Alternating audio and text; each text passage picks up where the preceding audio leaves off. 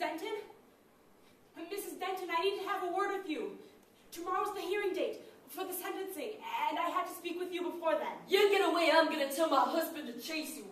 You saw what he did last time. Mrs. Denton, he's gone. I saw him drive away. This is just something between you and me. We don't have nothing between us, lady. Nothing. Please, I just need 1 minute of your time. He never gave Tommy 1 minute. 1 minute my time is pitching stones in the field, and the next he's stabbed behind a shed. Look, you don't have to talk. We can just sit.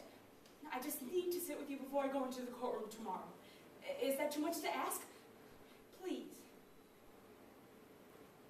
My husband wouldn't allow nobody like you in the house. On the porch, then. Look, I'm begging you, Maggie. I know your husband won't speak to me, but there's one day in the courtroom, you were sitting behind me, and I turned around and I looked you straight in the eye. And we started to say something. Something silent, something that hasn't been said before. But I just need to finish that off. I don't recall none of it. If there was any such thing, I was probably making a prayer for you, lady. Will you do it again, then? I know you're a real kind-hearted woman, Maggie. Please.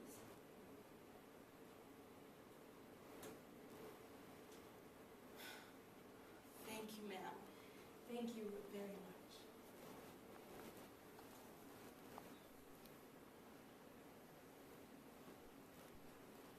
Would you be capable of forgiveness if someone you love was brutally murdered? Many who oppose the death penalty believe that vengeance is also a form of violence, and that we cannot defend life by taking life. We don't punish robbers by robbing them, or rapists by raping them. Then why do we punish murderers by murdering them? Sentencing someone to death retaliation is a more accurate and hopefully more thought-provoking term. Sentences and Words by Cynthia L. Cooper. I do have one thing to say, and I'll make it real short. The judge set tomorrow for the sentencing. Now you realize that this is a death penalty state, which means that he could sentence Mr. Miller to die, or he could sentence him to prison for the rest of his life. I'm praying. And as Mr. Miller's attorney, I'm asking that he be sentenced to prison. I have no use for that man. I don't care what they do with him. I don't ever want to hear his name again. Well, the judge said he would leave to the family about the death penalty. He said that if someone from Tommy's family spoke up tomorrow and thought that Mr. Miller... I said it! I don't want to hear his name again. You've known Franklin Miller a long time. Too long. 30 years, I think. I remember something from the file. I thought you might have some feeling of sympathy toward him. Towards him? Towards the man who killed my 13-year-old son. You want me to have feelings for him? I don't care nothing for him. Let him rot in a pit with birds picking out his bones for all I care. You don't care if he's executed? No, I don't care! You want me to care about that? I don't care nothing about that! All I want is my Tommy back, that's all! Okay, see, that's it. I just felt like I had a duty to ask. Since I was conditioned, the judge said I had to try. I hope you understand. I don't understand nothing, lady. Nothing. Carla. I'm Carla. I had enough. I did want to say... Well, while I'm here and all, I wanted to say that I'm sorry. I'm sorry about Tommy. Why are you saying that now, lady? What do you mean? Nobody said that. Not nobody. Said what? Sorry.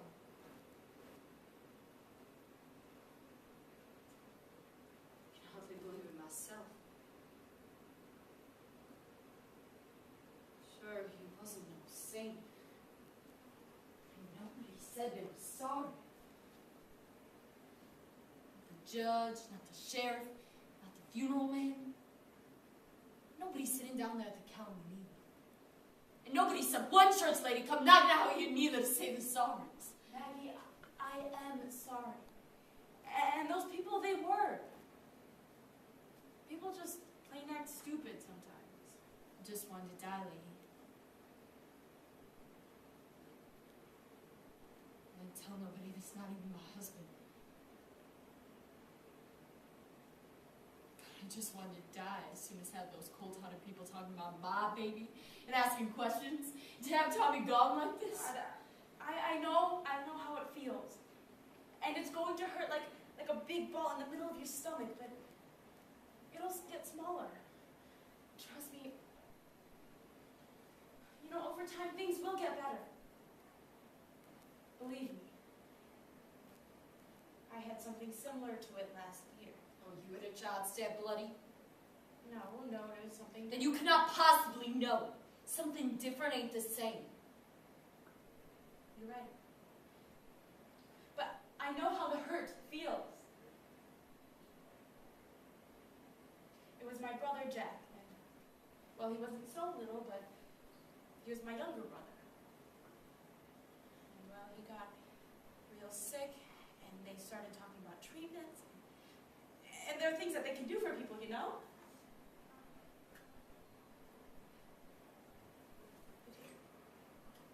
But he just gave up.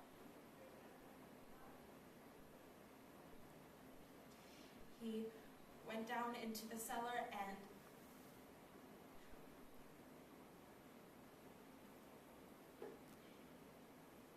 have you ever seen anyone who's hung themselves before?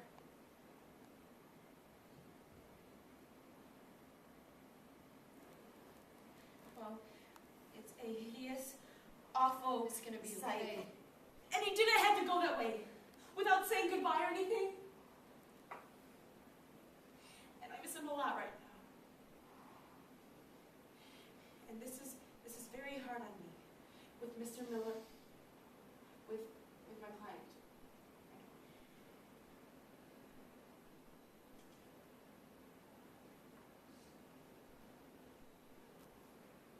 You know what? This is stupid. Here I am trying to be the big professional. I'm blathering. That day in the courtroom, you turned and you said you were sorry to me. Saw it in your eyes. And you was the only one. I was trying to say thank you. I appreciate that.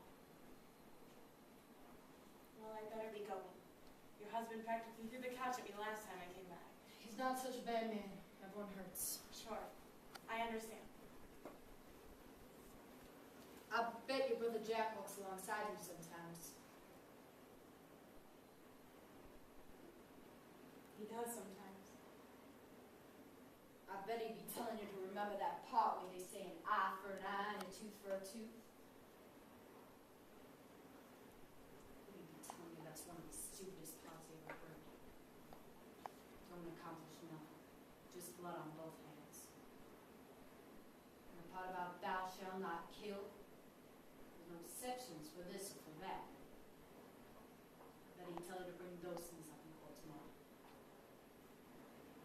Well, sure. I can try.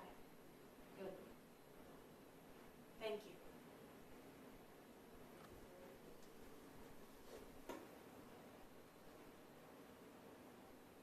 I would have liked to know what that judge had told Mr. Miller. I would have liked to know that.